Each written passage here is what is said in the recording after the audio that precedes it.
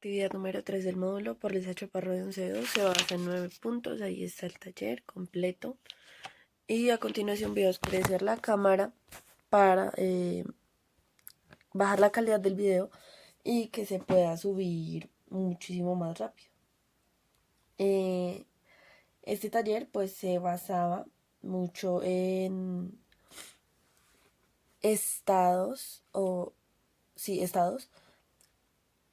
de muchas normas impuestas por el Estado que se mencionan en el taller, que se mencionan a través de muchas situaciones.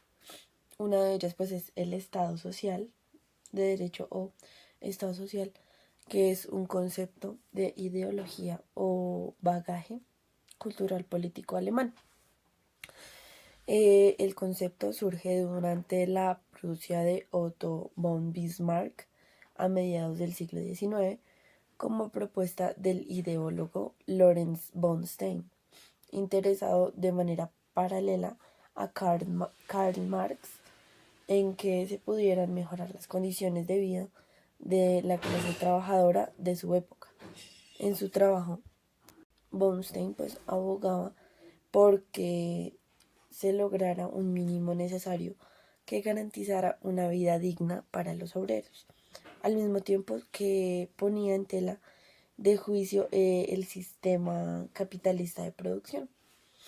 El Estado social será asociado como cercano o incluso sinónimo del término estado de bienestar, propuesto por William Temple en 1941 con el nombre de Welfare State, a través del que se proponía la idea de un empleo pleno y desde el que se hablaba de la necesidad de garantizar un subsidio para que el trabajador que ayudase a erradicar la pobreza dentro del Estado.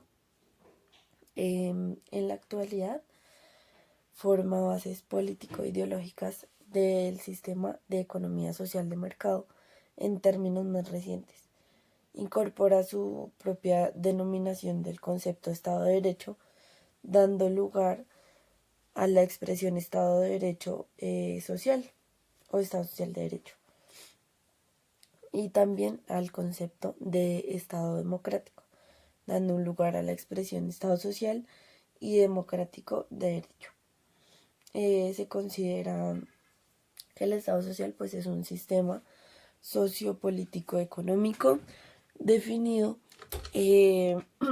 por un conjunto de condiciones jurídicas, políticas y económicas.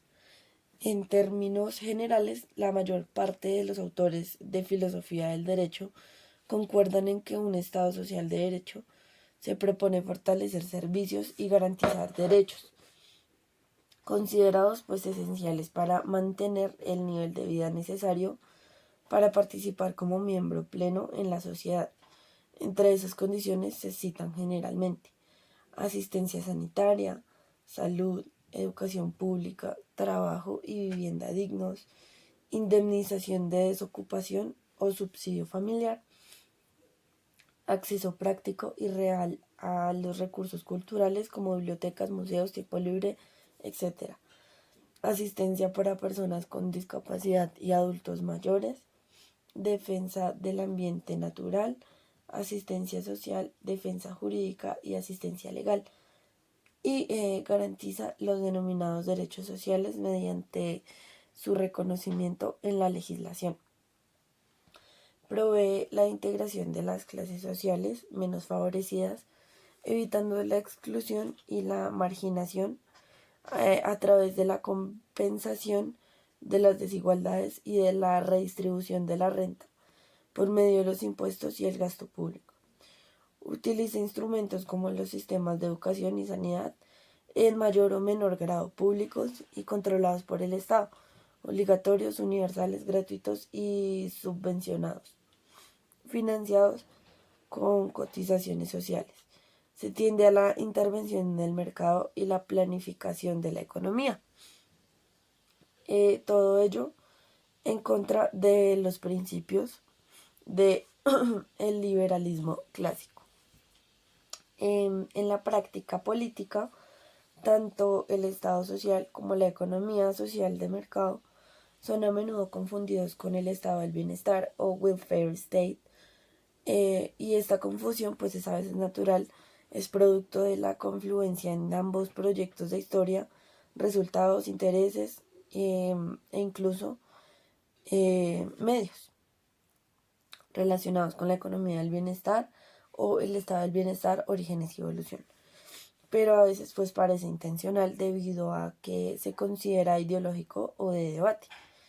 Y es relevante notar que en el idioma alemán hay dos palabras como Sozialstaat y Welfahrstaat que se pueden traducir al inglés como welfare state. Sin embargo, pues hay entre ellas una distinción sutil pero importante, y es que Sozialstaat es un principio mientras que Welfahrstaat es una política. En sus orígenes podemos ver que el concepto del Estado social fue introducido por el economista, sociólogo y analista político alemán considerado conservador Lawrence von Stein como una manera de evitar la revolución. Von Stein postuló que la sociedad ha dejado de constituir una unidad debido a la existencia de clases, lo que facilita que los individuos persigan sus propios intereses a costa de los del resto, terminándose con estados opresivos o dictatoriales. En estas circunstancias puede haber una revolución, pero esa revolución solo llevará a una nueva dictadura.